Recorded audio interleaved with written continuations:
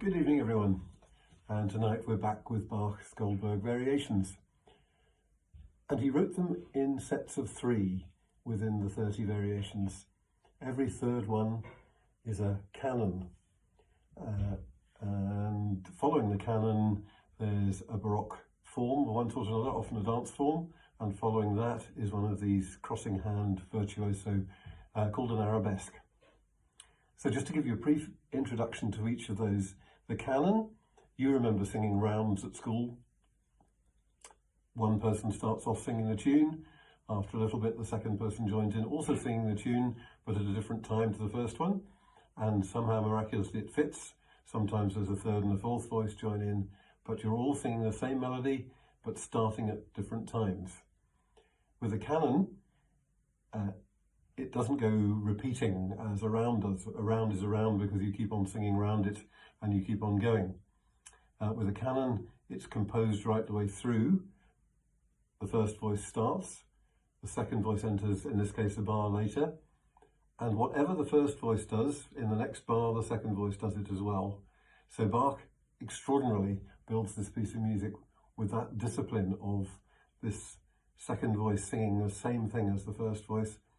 And you remember the variation thing is because he's using the same chord sequence, the same song, if you like, all the way through.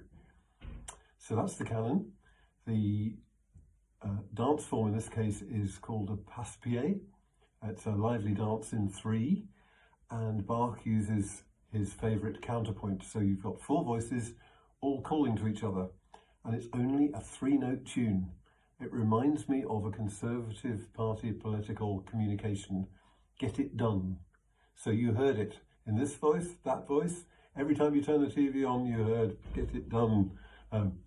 Bach, of course, isn't boring, and he isn't in any way unpleasant.